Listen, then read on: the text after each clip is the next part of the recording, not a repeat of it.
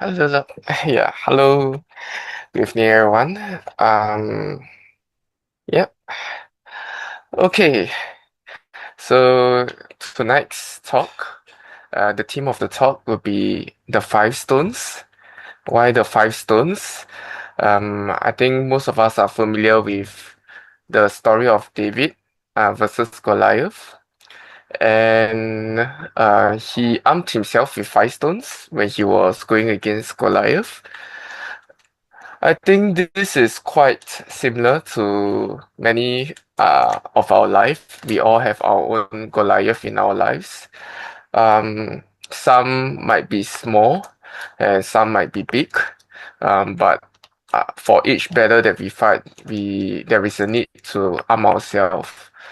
Well, I had a little bit of a privilege recently. I just came back from Taiwan, and talking about moving mountains. Um, I had the privilege of going to the Earthquake Museum in Taiwan. So, the earthquake is not a easy thing, especially for the Taiwanese people. Um, Along the way, the Grab driver or the Uber driver actually there he was actually explaining because he lived in the time 9/11 earthquake happened. And fortunately for him, he was in Taipei, which is at least the magnitude was not as serious as Taichung, which had a magnitude of 7. Um, the next one museum, it talked about the impact of the people. So they had about 2,400 people killed, 11,000 over injured, and the preparation that it takes after the earthquake to repair everything to get Taiwan to be the civilization that it is today, the building infrastructure uh, to calm the people's mind and stuff like this. So that itself was an eye-opening. Um, So as simple as the things on us, um, which is like the stones, the rocks, and the pebbles, these are used to build foundations, and these are important for us to take note of. So it opened my mind about uh, buildings are built, the foundation that is. Um, so this was a picture of the Taiwan Museum. You can see that this school was entirely crashed down. Um, there was a lot of rubbles around, and if you actually zoom in, you see a lot of things that are strewn all over. So like the tables and chairs, some of them actually you can see it. And they preserved it as a memory of the impact that the earthquake caused.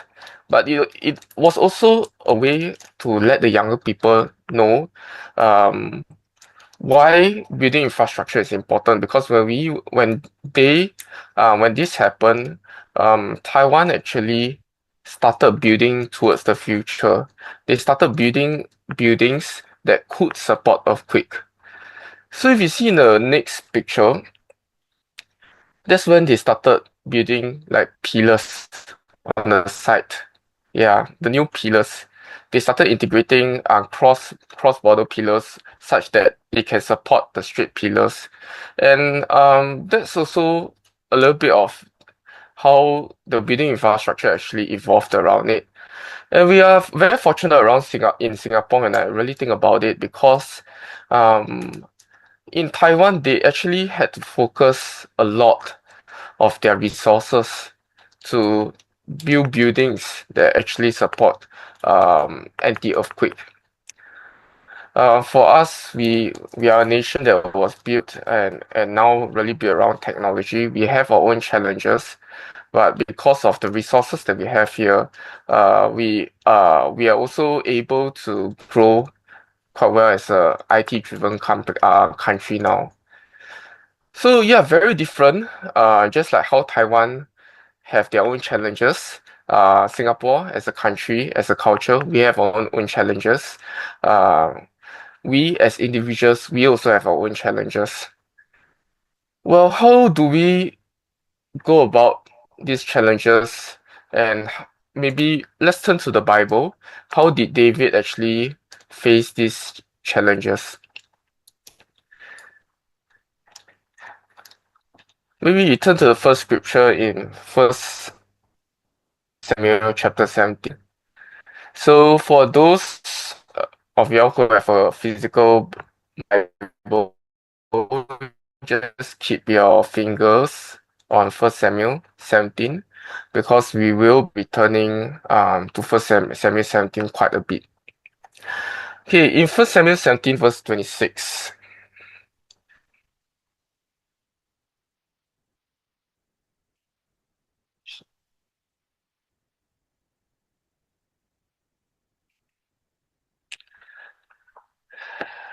And David spoke to the man that stood by him, saying, What shall be done to the man that killeth this Philistine, and taketh away the reproach from Israel?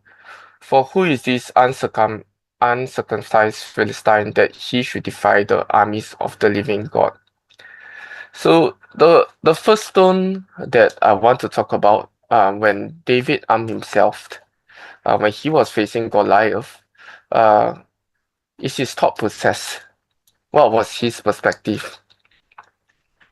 He didn't just see the giant as a giant. I'm sure, uh, towards a certain extent, the physical appearance of a giant would scare any normal human being.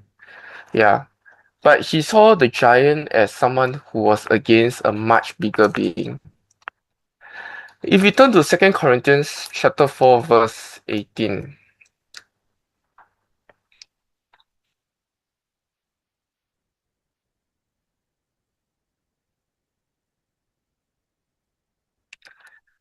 and we fix our eyes not on what is seen, but what is unseen. We see in the Bible in Corinthians, they're encouraging us to look beyond the problems that we have. Relating it back to Taiwan, after the earthquake happened, there was a great unity amongst the people. They started finding people with the right skill sets to build the infrastructure back up. And that's the first point that I want to bring across, is perspective. When we face a problem, um, what do we do about the issues? Yeah. At first, I think we should map the fault. We should map the issue. David said very clearly in First Samuel 17, who is this uncircumcised Philistine? He knew what the issue was, identify the problem. So that's the first stone that I like to share. The first point, when we face a problem, break it down, find out what exactly is troubling you. Yeah. Don't go into a array of emotions, be driven purely by emotions, but try to find out what is troubling you, try to find out what the source is, calm your heart down. Yeah.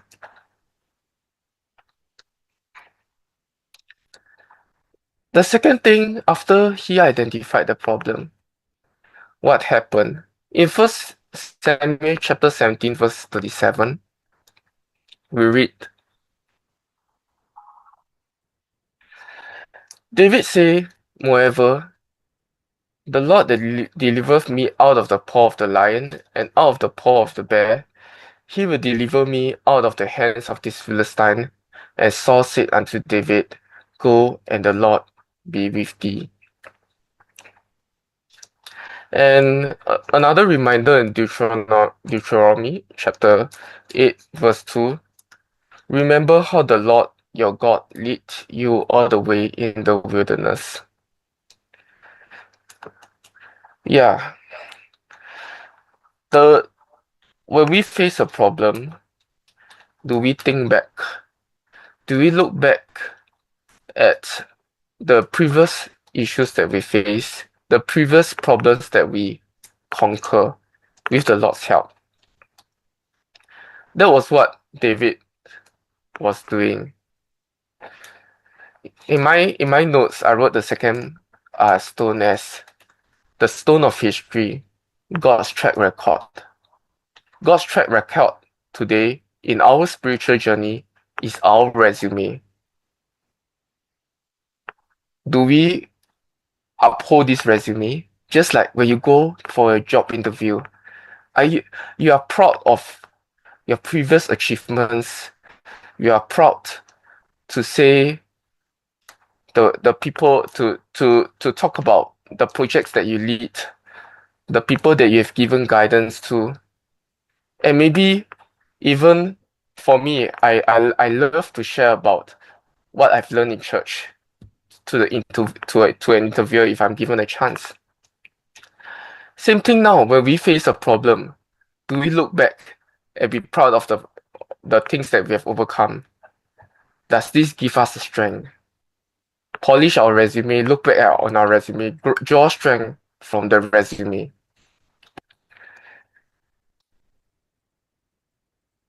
Okay, we go to 1 Samuel chapter 17, verse 38.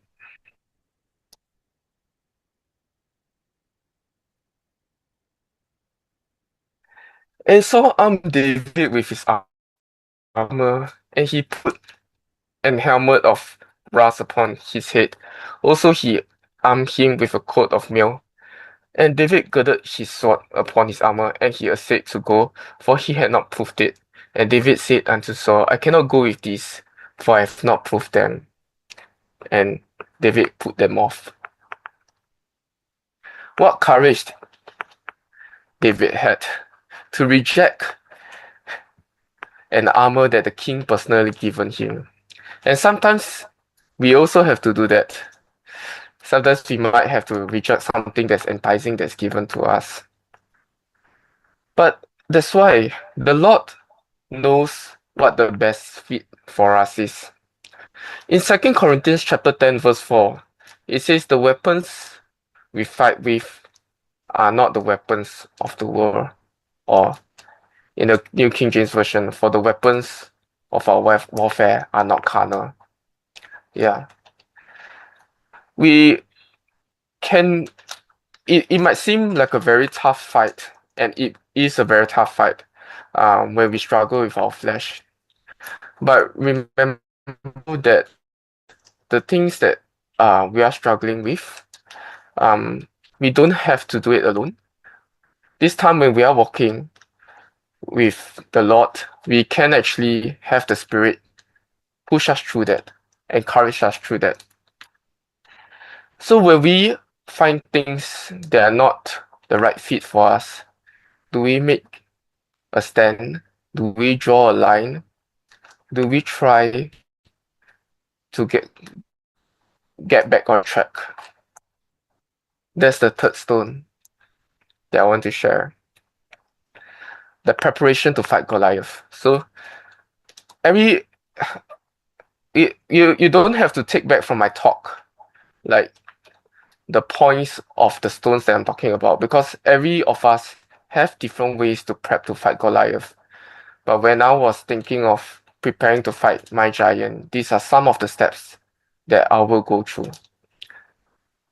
In the fourth stone, we see in 1 Samuel chapter 17, verse 45.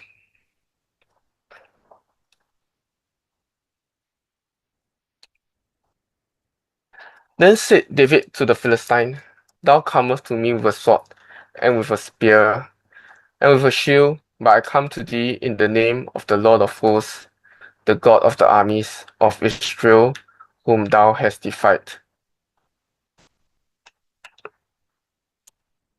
Is the next stage of a problem. Now, imagine yourself walking towards the giant. This is what David is doing now. Yeah. The same thing, when we face a problem, eventually we will have to walk towards it. And it's going to be scarier is going to be a lot bigger when you get closer to it. But what did David do? He might be scared, but he reminded the problem that, hey, you come to me with a sword that seems sharp and very dangerous, but I come to you with what? I come to you in the name of the Lord.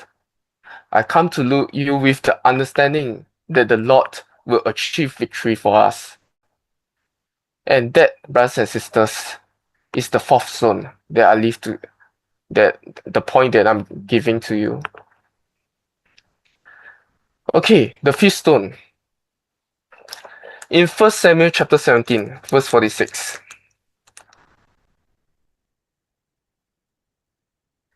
46 to 47.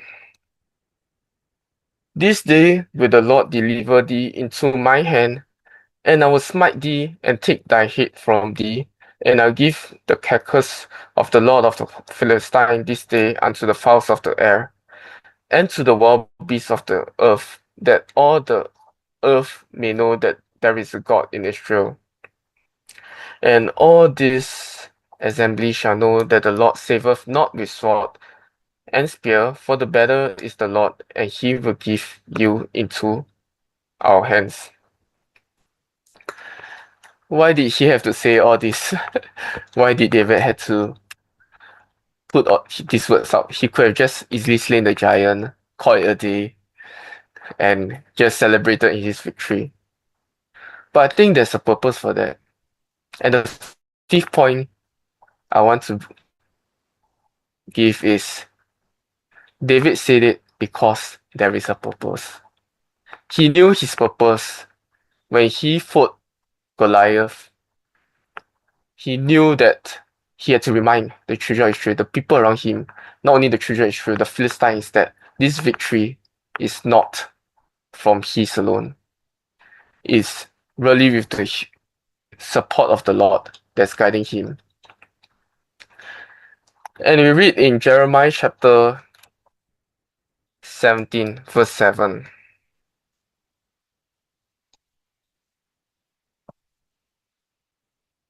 7 to 8.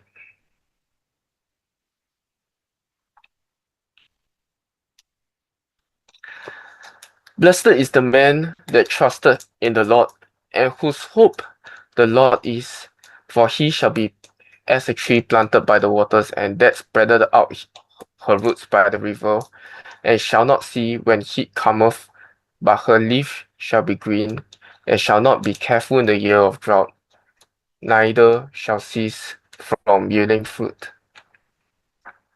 A question of where your root is. A reminder that we need to be a tree that is planted drawing from the waters of God. And that's what David was doing. He said these words to remind us. And brothers and sisters, we also have to say these words, sometimes to remind ourselves, sometimes to remind those around us.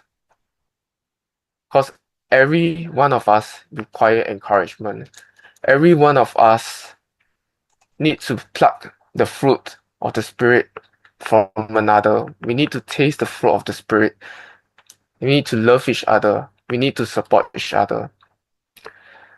And one last final thought.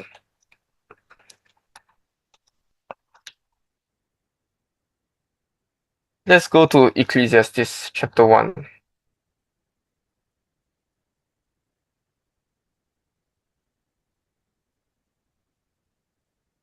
Verse 8. I gave a talk before that we are living in an information age. And that was some time back. These days it's really quick. I think last week, when I wasn't around, I saw some messages that there was a talk of being able to utilize AI, even in our spiritual walk, to be educated in that aspect. And there's many things that we can do with the tools around us now. Well, let's draw some wisdom from the wisest king what he says about knowledge. Yeah. Because building the foundation, every foundation needs knowledge. In Ecclesiastes chapter 1, verse 8, all things are full of labor, man cannot utter it.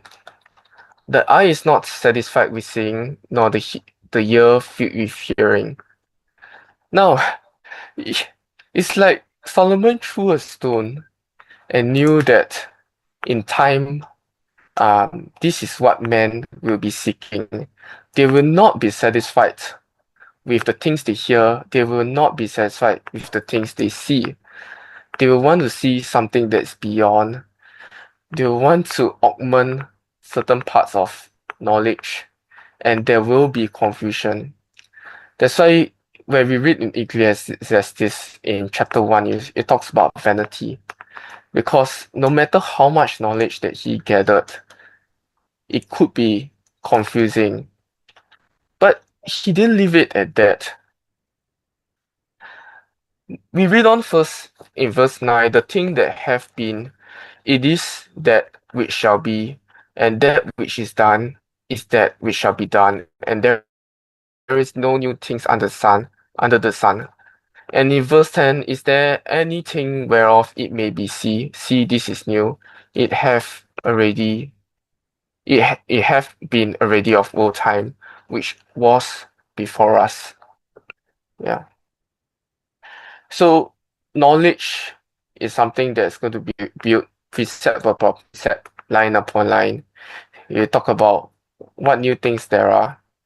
If you look back at history, the IT world or knowledge transfer is not new. And yes, things are moving fast, much faster now. We used to be, instead of using the internet, we we we we used to be reading books in the library, and then things became a bit more interesting. Instead of lines or lines of words, people started developing things like comics, pictures, and then the internet age came about in the 1900s. The first computer was developed, and then we started being able to look things up. But Solomon had all this at the snap of his fingers. He knew all this, that it was in vain. And he struggled, we can see in chapter 1. But what did he say in the last book of Ecclesiastes? We read in Ecclesiastes chapter 12, verse 11.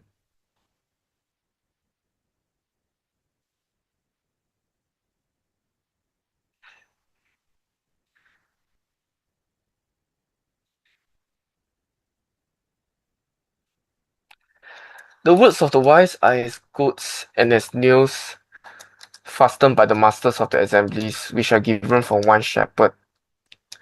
And further by these, my son, be admonished. Of making many books there is no need, and much study is a weariness of the flesh. And in verse 13, let us hear the conclusion of the whole matter. Fear God and keep his commandments, for this is the whole duty of man. Really, as simple as this. He said in verse 12, of making many books, there is no end. There is never going to be an end of a transference of knowledge. There is never going to be an end of confusing things ahead of us. But stick by the truth. Come back to the foundation. And that's why I talk about the 5 stones. Before we find the purpose. Ask ourselves questions. What are the problems?